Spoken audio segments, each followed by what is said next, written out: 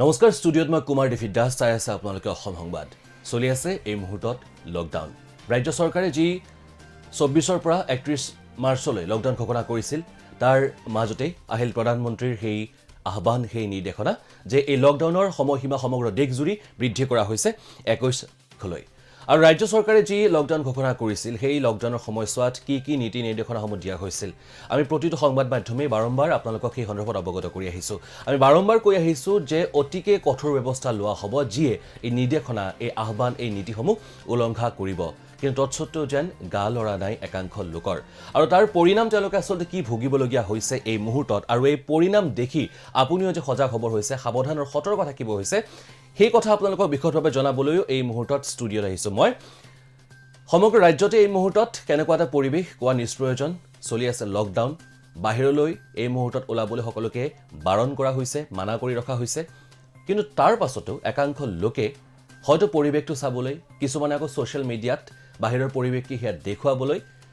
কিছুমানে বিভিন্ন অজুহাত লৈ বাহিৰলৈ ওলাই আহিছে আৰু এনে টহল দি ফুৰা অকাৰণত অবাবতে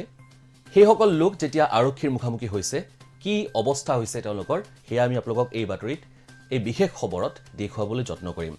এয়া নগাঁও দৃশ্য চাওক নগাঁৱৰ পৰা কিছু দৃশ্যাংশ আহিছে আমাৰ সতীৰ্থ পৰিস্মিতা এইসমূহ আমালৈ প্ৰেৰণ কৰা এয়া হৈছে আজিৰ দিনটোৰ সমগ্ৰ ৰাজ্যৰ স্বাভাৱিক দৃশ্য সকলোতে এইদৰে এতিয়া আৰক্ষী নিৰাপত্তাৰক্ষী তেওঁলোকে সমগ্ৰ তেওঁলোকৰ যি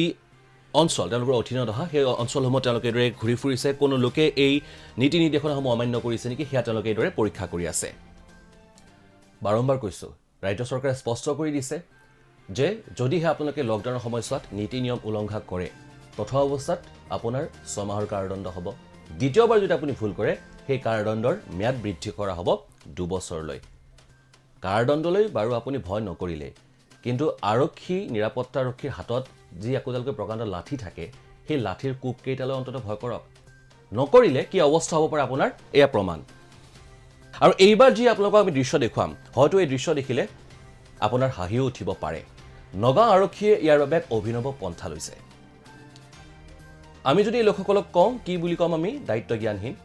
নগাঁও আৰক্ষীৰ কি পন্থা এয়া চাওক সেই দৃশ্য এই লোকজন সেই মুহূৰ্তত স্কুটিলৈ ওলাই আহিছিল তেওঁক ৰখোৱা হৈছে তেওঁক সোধা হৈছে কিহৰ বাবে তেওঁ এই বাহিৰলৈ অহা তেওঁ কিবা অজুহাত সেই মুহূৰ্তত তেওঁলোকক শুনাইছে আৰু তাৰ পাছত নগাঁও আৰক্ষীয়ে এখন কাগজ পোষ্টাৰ বুলি আমি ক'ব পাৰোঁ হাতত লৈ ফুৰিছে সেই কাগজখন এই লোকজনক কিছু সময়ৰ বাবে ধৰিবলৈ দিছে তাৰ পাছত সেই লোকজনৰ ফটো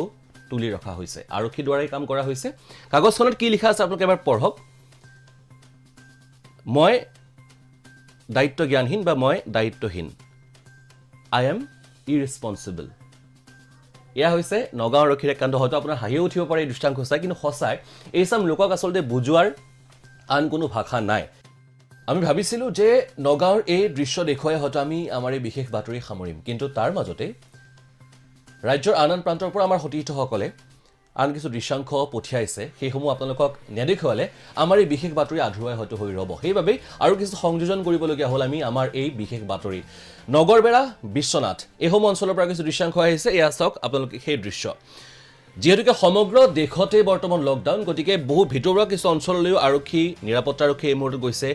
নিৰ্দেশনা কেন্দ্ৰৰ বা প্ৰধানমন্ত্ৰীৰ মনা হৈছে নে নাই সকলো অঞ্চলতে সেয়া নিশ্চিত কৰিবলৈ আৰু এয়া হৈছে কিছু অবিবেচকী কাণ্ড জ্ঞানহীন দায়িত্ব জ্ঞানহীন সামাজিক দায়বদ্ধতাহীন একাংশ লোক যাৰ এতিয়াও সেই কথাবোৰ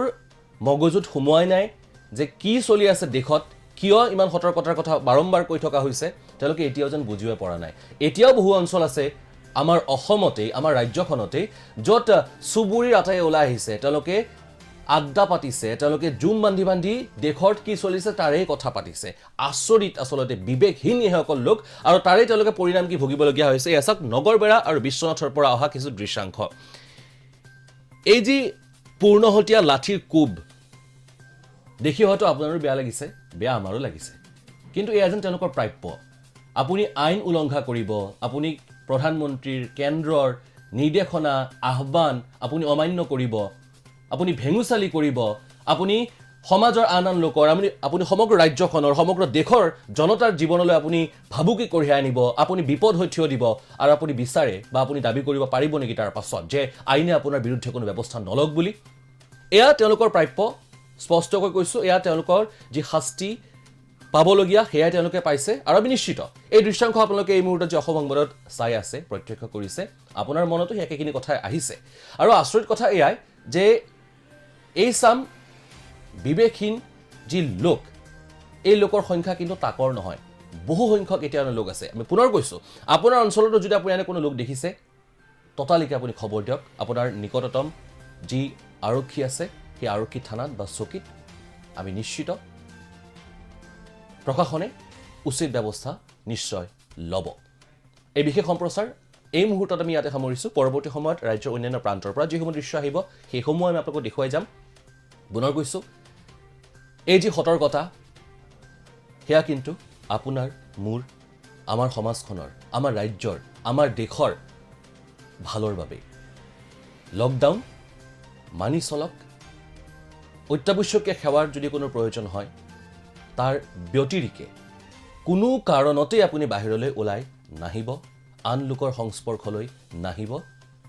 অকাৰণতে অবাবত এইদৰে ৰাজপথত টহল দি ফুৰিলে আপোনাৰো কিন্তু এইদৰেই আৰক্ষী নিৰাপত্তাৰক্ষীৰ লাঠিৰ পূৰ্ণহতীয়া কোব পিঠিত পৰাটো নিশ্চিত আন এটা বিষয়লৈ পৰৱৰ্তী সময়ত পুনৰ আহিম আপোনালোকৰ সন্মুখলৈ এই মুহূৰ্তত বিদায় লৈছোঁ সজাগ থাকক সচেতন থাকক যি নীতি নিৰ্দেশনাসমূহৰ কথা কোৱা হৈছে লকডাউনৰ সময়ছোৱাত সেইসমূহ মানক লগতে চিকিৎসকসকলে কৰোনা বা অন্যান্য বেমাৰৰ সংক্ৰমণৰ পৰা হাত সাৰি থাকিবলৈ ৰক্ষা পাবলৈ যিসমূহ আপোনালোকক পৰামৰ্শ দিছে সেইসমূহ আপুনি সুচাৰুৰূপে মানক পালক আহক সকলোৰে যি আমাৰ কৰোনাৰ বিৰুদ্ধে যুঁজ সেয়া আমি আগুৱাই নিওঁ একত্ৰ হৈ এই মুহূৰ্তত বিদায় লৈছোঁ চাই থাকিব অসম সংবাদ নমস্কাৰ